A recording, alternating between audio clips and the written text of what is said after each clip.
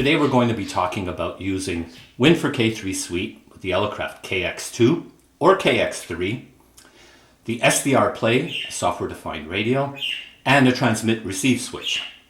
The beautiful thing about the SDRPlay is that you can use it either as a radio or as a pan adapter.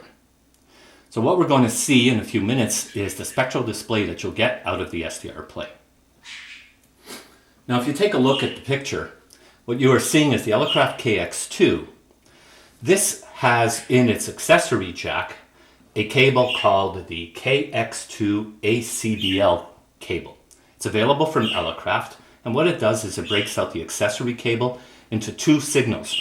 One, the RS-232 connection to the computer, and the other, the key circuit, which has to be connected to the control on the transmit-receive switch.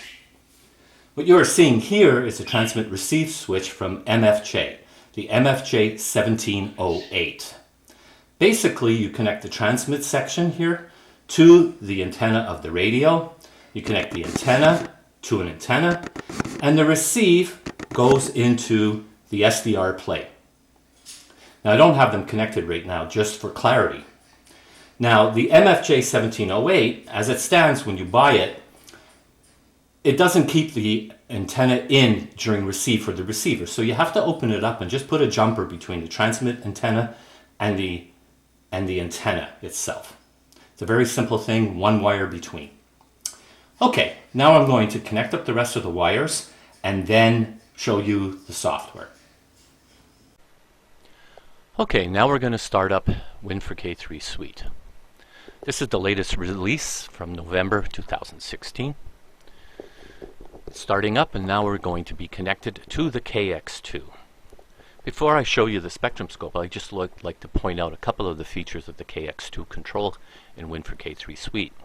Win4K3Suite can transform your KX2 into a full-blown system that supports all of the different various peripherals from Elecraft, including the KPA 500, the KXPA 100, and the CAT 500.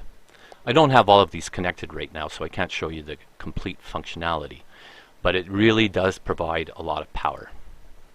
Okay, now I'm going to start up the SDRPlay interface. So I would open the window menu and then the IQ spectrum scope using SDRPlay. There's not a lot that you need to do to get this running. You basically have to just install the drivers for the SDRPlay, and that's it. Okay, so here we have the AM radio band, and as you can see, we have roughly 1.8 megahertz of usable bandwidth. I'm going to zoom in a bit, let's say from approximately 900 kilohertz up to 1950.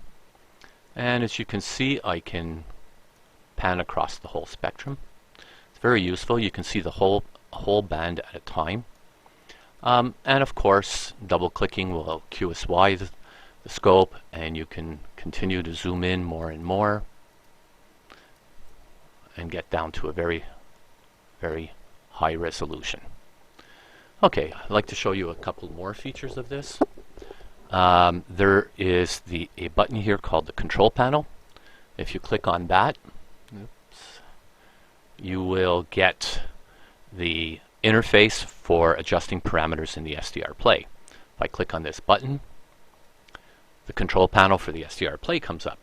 Now there's very little that can be adjusted here. I only give the ability to adjust the gain. However, I'd like to point out that the value of minus 70 dBs is pretty well optimal for the KX2, KX3, and pretty well all of the radios that it connects with. Now if I take a look at the spectrum here, I would like to show you one new feature of the SDRPlay interface, and that is DC rejection. I'm going to find a part on the band where there's not much in the way of a signal. I'll try this one right here. And you'll notice that compared to the previous release, there is no DC spike anymore. And if you look down into the SDRPlay control panel, you'll see there's a control for DC correction. This can be changed to get rid of the peak, or if it's changed a lot, you will get a null. As you can see, the best way to look at that is to look directly on the waterfall. So I'm going to bring it back up to what it is, and the best way to adjust it is to just move it until you see no black in the waterfall, and that has made it just about perfect.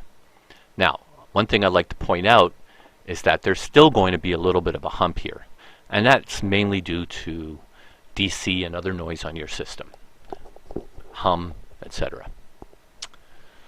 Okay, so that's basically it for the SDRPlay, and I hope you enjoyed this short video. Thanks very much.